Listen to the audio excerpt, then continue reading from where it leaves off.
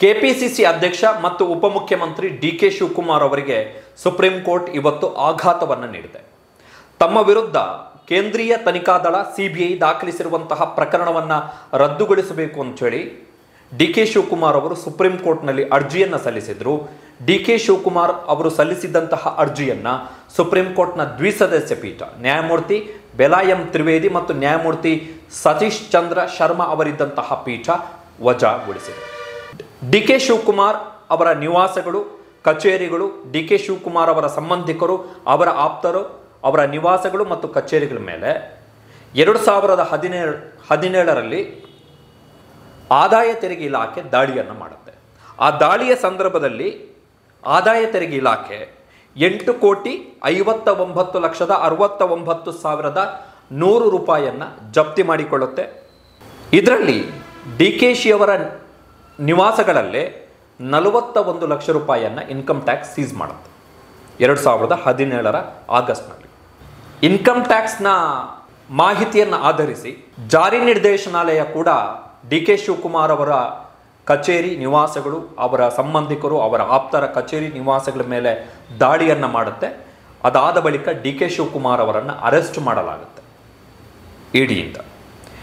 ಇಡಿಯ ಮಾಹಿತಿಯನ್ನು ಆಧರಿಸಿ ಸಿಬಿಐ ಡಿ.ಕೆ. ಶಿವಕುಮಾರ್ ಅವರ ವಿರುದ್ಧ ಅಕ್ರಮ ಆಸ್ತಿ ಗಳಿಕೆಗೆ ಸಂಬಂಧಪಟ್ಟ ಹಾಗೆ ತನಿಖೆಗೆ ಅನುಮತಿಯನ್ನು ಕೋರಿ ರಾಜ್ಯ ಸರ್ಕಾರಕ್ಕೆ ಪತ್ರವನ್ನು ಬರೆಯುತ್ತೆ. ಆ ಸಂದರ್ಭದಲ್ಲಿ ರಾಜ್ಯದಲ್ಲಿ ಬಿಜೆಪಿ ಸರ್ಕಾರ ಇರುತ್ತೆ. ರಾಜ್ಯ ಸರ್ಕಾರ ಡಿ.ಕೆ. ಶಿವಕುಮಾರ್ ಅವರ ವಿರುದ್ಧ ಸಿಬಿಐ ತನಿಖೆಗೆ ಸಿಬಿಐಗೆ ಅನುಮತಿಯನ್ನು ಕೊಡುತ್ತೆ. ಸಿಬಿಐನ ಪ್ರಮುಖವಾದಂಥ ಆರೋಪ ಇರುವಂಥದ್ದು 2013ರಲ್ಲಿ ಡಿ.ಕೆ. ಶಿವಕುಮಾರ್ ಅವರ ಬಳಿ ಇದ್ದಂತಹ ಒಟ್ಟು ಸ್ಥಿರಾಸ್ತಿ ಮತ್ತು ಚರಾಸ್ತಿಯ ಒಟ್ಟು ಮೌಲ್ಯ 33,96,00,000 ರೂಪಾಯಿ. 33,96,00,000 ರೂಪಾಯಿ. ಆದರೆ 2018ರ ಏಪ್ರಿಲ್ನ ವೇಳೆಗೆ ಡಿ.ಕೆ. ಶಿವಕುಮಾರ್ ಅವರ ಬಳಿ ಇದ್ದಂತಹ ಒಟ್ಟು ಆಸ್ತಿಯ ಮೌಲ್ಯ 162 ಕೋಟಿ ರೂಪಾಯಿ. ಅಂದರೆ 2013 ಮತ್ತು 2018ರ ಅವಧಿಯಲ್ಲಿ ಡಿ.ಕೆ. ಶಿವಕುಮಾರ್ ಅವರ ಬಳಿ ಇದ್ದಂತಹ ಸಂಪತ್ತಿನ ಮೌಲ್ಯ 128 ಕೋಟಿ ರೂಪಾಯಿಯಷ್ಟು ಹೆಚ್ಚಳ ಆಗುತ್ತೆ. ಇದು ಅಕ್ರಮ ಆಸ್ತಿ ಗಳಿಕೆ. ಡಿ.ಕೆ. ಶಿವಕುಮಾರ್ ಅವರು 2013ರ ವೇಳೆಗೆ ಬಂದಂತಹ ಕಾಂಗ್ರೆಸ್ ಸರ್ಕಾರದಲ್ಲಿ ಮಂತ್ರಿ ಆಗಿರ್ತಾರೆ, ಇಂಧನ ಖಾತೆ ಮಂತ್ರಿ ಆಗಿರ್ತಾರೆ, ಜೊತೆಗೆ ಶಾಸಕರು ಕೂಡ ಆಗಿರ್ತಾರೆ. ಸೊ ಸಾರ್ವಜನಿಕ ಸೇವೆಯಲ್ಲಿರ್ತಕ್ಕಂತಹ ಡಿ.ಕೆ. ಶಿವಕುಮಾರ್ ಅವರು ತಮ್ಮ ಹುದ್ದೆಯನ್ನು ದುರ್ಬಳಕೆ ಮಾಡಿಕೊಂಡು ಅಕ್ರಮ ಸಂಪತ್ತನ್ನು ಸಂಗ್ರಹಿಸಿದ್ದಾರೆ ಎನ್ನುವಂಥದ್ದು ಸಿಬಿಐ ಮಾಡಿದಂಥ ಆರೋಪ. ಈ ಹಿನ್ನೆಲೆಯಲ್ಲಿ ಸಿಬಿಐ ಭ್ರಷ್ಟಾಚಾರ ನಿಗ್ರಹ ಕಾಯ್ದೆ ಅಡಿಯಲ್ಲಿ FIR ಅನ್ನು ದಾಖಲಿಸುತ್ತೆ. ಸಿಬಿಐ ದಾಖಲಿಸಿದಂತಹ FIR ಅನ್ನು ಪ್ರಶ್ನಿಸಿ ಕರ್ನಾಟಕ ಹೈಕೋರ್ಟಿಗೆ ಡಿ.ಕೆ. ಶಿವಕುಮಾರ್ ಅವರು ಮೇಲ್ಮನವಿಯನ್ನು ಸಲ್ಲಿಸ್ತಾರೆ. ಕರ್ನಾಟಕ ಹೈಕೋರ್ಟು ಡಿ.ಕೆ. ಶಿವಕುಮಾರ್ ವಿರುದ್ಧದ ಸಿಬಿಐ ತನಿಖೆಗೆ ತಡೆಯಾಜ್ಞೆಯನ್ನು ಕೊಡುತ್ತೆ. ಆದರೆ ಅದಾದ ಬಳಿಕ ಡಿ.ಕೆ. ಶಿವಕುಮಾರ್ ಅವರು ಸಲ್ಲಿಸಿದಂತಹ ಅರ್ಜಿಯನ್ನು ವಜಾ ಮಾಡುತ್ತೆ. ಸಿಬಿಐ ತನಿಖೆಗೆ ಸಿಬಿಐಗೆ ಅನುಮತಿಯನ್ನು ಕೂಡ ಕೊಡುತ್ತೆ. ಇದು ಒಂದು. ಎರಡನೆಯದ್ದು ಏನು ಅಂತ ಹೇಳಿದ್ರೆ, ಕರ್ನಾಟಕದಲ್ಲಿ ಸಿದ್ದರಾಮಯ್ಯನವರ ನೇತೃತ್ವದಲ್ಲಿ ಎರಡನೆಯ ಬಾರಿಗೆ ಕಳೆದ ವರ್ಷ ಕಾಂಗ್ರೆಸ್ ಅಧಿಕಾರಕ್ಕೆ ಬಂದಂತಹ ಸಂದರ್ಭದಲ್ಲಿ ಡಿ.ಕೆ. ಶಿವಕುಮಾರ್ ಅವರ ವಿರುದ್ಧದ ಸಿಬಿಐ ತನಿಖೆಗೆ ರಾಜ್ಯ ಸರ್ಕಾರ ಕೊಟ್ಟಂಥ ಅನುಮತಿಯನ್ನು ರಾಜ್ಯ ಸರ್ಕಾರ ಹಿಂಪಡೆಯುತ್ತೆ. ನಿಯಮಗಳ ಪ್ರಕಾರ ಸಿಬಿಐ ತನಿಖೆಗೆ ರಾಜ್ಯಗಳ ಅನುಮತಿ ಅತ್ಯಗತ್ಯ. ರಾಜ್ಯಗಳ ಅನುಮತಿ ಇಲ್ಲದೆ ಸಿಬಿಐ ತನಿಖೆಯನ್ನು ಮಾಡುವಂತಿಲ್ಲ. ಆದರೆ ರಾಜ್ಯ ಸರ್ಕಾರ ಕೊಟ್ಟಿದ್ದಂತಹ ಅನುಮತಿಯನ್ನು ಸಿದ್ದರಾಮಯ್ಯನವರ ಸರ್ಕಾರ ವಾಪಸ್ ಪಡೆಯುತ್ತೆ. ಡಿ.ಕೆ. ಶಿವಕುಮಾರ್ ವಿರುದ್ಧದ ಅಕ್ರಮ ಆಸ್ತಿ ಗಳಿಕೆಯ ಪ್ರಕರಣವನ್ನು ಲೋಕಾಯುಕ್ತಕ್ಕೆ ವರ್ಗಾವಣೆ ಮಾಡುತ್ತೆ. ಇದನ್ನು ಪ್ರಶ್ನಿಸಿ ಬಿಜೆಪಿಯ ಶಾಸಕ ಬಸನಗೌಡ ಪಾಟೀಲ್ ಯತ್ನಾಳ್ ಕರ್ನಾಟಕದ ಹೈಕೋರ್ಟ್ನಲ್ಲಿ ಅರ್ಜಿಯನ್ನು ಸಲ್ಲಿಸಿದ್ದಾರೆ. ದ್ವಿಸದಸ್ಯ ಪೀಠದಲ್ಲಿ ಈ ಅರ್ಜಿಯ ಬಗ್ಗೆ ವಿಚಾರಣೆ ನಡೆದಿದೆ. ತೀರ್ಪು ಬರುವಂಥದ್ದು ಬಾಕಿ. ಇತ್ತ ಸಿಬಿಐ ಪ್ರಕರಣವನ್ನೇ ರದ್ದುಗೊಳಿಸಬೇಕು ಅಂಥೇಳಿ ಡಿ.ಕೆ. ಶಿವಕುಮಾರ್ ಅವರು ಸುಪ್ರೀಂ ಕೋರ್ಟ್ನಲ್ಲೂ ಕೂಡ ಅರ್ಜಿಯನ್ನು ಸಲ್ಲಿಸಿದರು. ಅದನ್ನು ಇವತ್ತು ಸುಪ್ರೀಂ ಕೋರ್ಟ್ ವಜಾ ಮಾಡಿದೆ.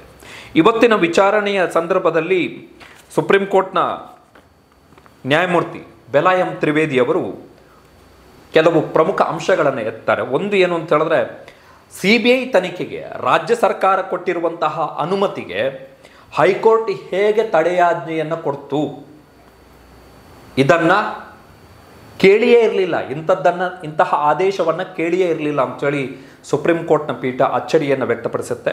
ಡಿ.ಕೆ. ಶಿವಕುಮಾರ್ ಅವರ ಪರ ಹಾಜರಾಗಿದ್ದಂತಹ ಹಿರಿಯ ವಕೀಲ ಮುಕುಲ್ ರೋಹಟಗಿ ಅವರು ಹೇಳ್ತಾರೆ, ಈಗಾಗಲೇ CBI ತನಿಖೆಗೆ ಕೊಟ್ಟಿರುವಂತಹ ಅನುಮತಿಯನ್ನು ರಾಜ್ಯ ಸರ್ಕಾರ ವಾಪಸ್ ಪಡೆದಿದೆ ಅಂತೇಳಿ. ಅದಕ್ಕೆ ನ್ಯಾಯಮೂರ್ತಿ ಬೆಲ ಎಂ ತ್ರಿವೇದಿ ಅವರು ಹೇಳ್ತಾರೆ ಅದು ಬೇರೆ ವಿಚಾರ. ಆದರೆ ಹೈಕೋರ್ಟು CBI ತನಿಖೆಗೆ ಹೇಗೆ ತಡೆಯಾಜ್ಞೆಯನ್ನು ಕೊಡುತ್ತೆ? ರಾಜ್ಯ ಸರ್ಕಾರ ಈ ಹಿಂದೆ ಏನು ಅನುಮತಿಯನ್ನು ಕೊಟ್ಟಿತ್ತು, ಅದಕ್ಕೆ ಹೇಗೆ ಹೈಕೋರ್ಟ್ ತಡೆಯಾಜ್ಞೆಯನ್ನು ಕೊಡುತ್ತೆ ಎನ್ನುವಂತಹ ಪ್ರಶ್ನೆಯನ್ನು ಮತ್ತೆ ಕೇಳ್ತಾರೆ. DK ಶಿವಕುಮಾರ್ ಅವರ ವಿರುದ್ಧ ಆದಾಯ ತೆರಿಗೆ ಇಲಾಖೆ ತನಿಖೆ ಮಾಡ್ತಾ ಇದೆ ಎನ್ನುವಂಥ ಅಂಶವನ್ನು DK ಶಿವಕುಮಾರ್ ಅವರ ಪರ ವಕೀಲರು ಸುಪ್ರೀಂ ಕೋರ್ಟ್ಗೆ ಹೇಳ್ತಾರೆ ವಾದದ ಸಂದರ್ಭದಲ್ಲಿ. ಆಗ ಸುಪ್ರೀಂ ಕೋರ್ಟ್ ಮತ್ತೆ ಪ್ರಶ್ನೆಯನ್ನು ಕೇಳುತ್ತೆ, income tax department DK Shivakumar ಅವರ ವಿರುದ್ಧ ಅಂದರೆ ನಿಮ್ಮ ಕಕ್ಷಿದಾರರ ವಿರುದ್ಧ ತನಿಖೆಯನ್ನು ಮಾಡ್ತಾ ಇದೆ. ಆದರೆ ಇನ್ಕಮ್ ಟ್ಯಾಕ್ಸ್ ಡಿಪಾರ್ಟ್ಮೆಂಟಿಗೆ ಪ್ರಿವೆನ್ಷನ್ ಆಫ್ ಕರಪ್ಷನ್ ಆ್ಯಕ್ಟ್ನ ಅಡಿಯಲ್ಲಿ, ಭ್ರಷ್ಟಾಚಾರ ನಿಗ್ರಹ ಕಾಯ್ದೆಯ ಅಡಿಯಲ್ಲಿ ತನಿಖೆಯನ್ನು ಮಾಡಲಿಕ್ಕೆ ಸಾಧ್ಯ ಇಲ್ಲ. ಹೀಗಾಗಿ CBI ತನಿಖೆ ಮಾಡ್ತಾ ಇದೆ. ಹೀಗಾಗಿ ನಾವು ಈ ತನಿಖೆಯಲ್ಲಿ, ಈ ಪ್ರಕರಣದಲ್ಲಿ ಈಗ ಮಧ್ಯಪ್ರವೇಶ ಮಾಡಲ್ಲ ಅಂಥೇಳಿ DK ಶಿವಕುಮಾರ್ ಅವರು ಸಲ್ಲಿಸಿದ್ದಂತಹ ಅರ್ಜಿಯನ್ನು ವಜಾ ಮಾಡುತ್ತೆ. ಈಗ ಕರ್ನಾಟಕ ಹೈಕೋರ್ಟ್ನಿಂದಲೂ ಕೂಡ ಜಡ್ಜ್ಮೆಂಟ್ ಬರಬೇಕು. ರಾಜ್ಯ ಸರ್ಕಾರ CBI ತನಿಖೆಗೆ ಕೊಟ್ಟಿದ್ದಂತಹ ಅನುಮತಿಯನ್ನು ಏನು ವಾಪಸ್ ಪಡೆದಿದೆ ಅದಕ್ಕೆ ಸಂಬಂಧಪಟ್ಟ ಹಾಗೆ ಕರ್ನಾಟಕ ಹೈಕೋರ್ಟ್ನ ದ್ವಿಸದಸ್ಯ ಪೀಠದಿಂದಲೂ ಕೂಡ, ವಿಭಾಗೀಯ ಪೀಠದಿಂದಲೂ ಕೂಡ ತೀರ್ಪು ಬರುವಂಥದ್ದು ಬಾಕಿ ಇದೆ. CBI ಕರ್ನಾಟಕ ಹೈಕೋರ್ಟ್ನಲ್ಲೂ ಕೂಡ ಹೇಳಿರುವ ಪ್ರಕಾರ ಮತ್ತು ಈ ಹಿಂದೆ ಸುಪ್ರೀಂ ಕೋರ್ಟ್ನಲ್ಲಿ ಕೊಟ್ಟಿರುವಂತಹ ಮಾಹಿತಿಯ ಪ್ರಕಾರ DK ಶಿವಕುಮಾರ್ ಅವರ ವಿರುದ್ಧದ ತನಿಖೆ ಬಹುತೇಕ ಪೂರ್ಣಗೊಂಡಿದೆ. ಹೀಗಾಗಿ ಈ ಹಂತದಲ್ಲಿ ಅನುಮತಿಯನ್ನು ವಾಪಸ್ ಪಡೆಯಲಿಕ್ಕೆ ಸಾಧ್ಯ ಇಲ್ಲ ಎನ್ನುವಂಥದ್ದು CBIನ ಪ್ರಮುಖ ವಾದ. ಇವತ್ತು ಸುಪ್ರೀಂ ಕೋರ್ಟ್ನಲ್ಲಿ DK ಶಿವಕುಮಾರ್ ಅವರಿಗೆ ಹಿನ್ನಡೆಯಾಗಿದೆ. ಈ ಕಾನೂನಾತ್ಮಕ ಹೋರಾಟ ಇನ್ನಷ್ಟು ದೀರ್ಘಕಾಲ ನಡೆಯುವ ಲಕ್ಷಣಗಳು ಕಾಣಿಸ್ತಾ ಇದೆ. ಕರ್ನಾಟಕ ಹೈಕೋರ್ಟ್ನ ಜಡ್ಜ್ಮೆಂಟ್ ಏನು ಬರುತ್ತೆ ಎನ್ನುವಂಥದ್ದು ಕೂಡ ವೆರಿ ಇಂಪಾರ್ಟೆಂಟ್. ತನಿಖೆ ಪೂರ್ಣಗೊಂಡ ಬಳಿಕ CBI ನ್ಯಾಯಾಲಯದಲ್ಲಿ ವಿಚಾರಣಾ ಅಂಶಗಳ ಆಧಾರದಲ್ಲಿ, ಚಾರ್ಜ್ ಶೀಟ್ನ ಆಧಾರದಲ್ಲಿ ಅಲ್ಲೂ ಕೂಡ ವಾದ ಪ್ರತಿವಾದ ನಡೆದು ಅದಾದ ಬಳಿಕ ಜಡ್ಜ್ಮೆಂಟ್ ಬರುವಂಥದ್ದು. ಬಟ್ ಸದ್ಯದ ಮಟ್ಟಿಗಂತೂ DK ಶಿವಕುಮಾರ್ ಅವರಿಗೆ ಇದೊಂದು ದೊಡ್ಡ ಹಿನ್ನಡೆ ಅಂತಲೇ ಹೇಳ್ಬೋದು. CBI FIR ರದ್ದು ಕೋರಿಯೇ DK ಶಿವಕುಮಾರ್ ಅವರು ಅರ್ಜಿಯನ್ನು ಸಲ್ಲಿಸಿದ್ದು, ಅದನ್ನು ವಜಾಗೊಳಿಸಿದೆ. ED ಪ್ರಕರಣದಲ್ಲಿ DK ಶಿವಕುಮಾರ್ ಅವರಿಗೆ ದೊಡ್ಡ ರಿಲೀಫ್ ಸಿಕ್ಕಿದೆ. DK ಶಿವಕುಮಾರ್ ಅವರ ವಿರುದ್ಧ ED ದಾಖಲಿಸಿದಂತಹ ಪ್ರಕರಣವನ್ನು ಸುಪ್ರೀಂ ಕೋರ್ಟ್ ರದ್ದುಗೊಳಿಸಿದೆ. ಆದರೆ CBI ಪ್ರಕರಣ DK ಶಿವಕುಮಾರ್ ಅವರಿಗೆ ದೀರ್ಘಕಾಲದವರೆಗೆ ಅವರ ರಾಜಕೀಯ ಬೆಳವಣಿಗೆಯ ಸಂದರ್ಭದಲ್ಲಿ ಕಾಡುವಂಥದ್ದು ನಿಶ್ಚಿತ.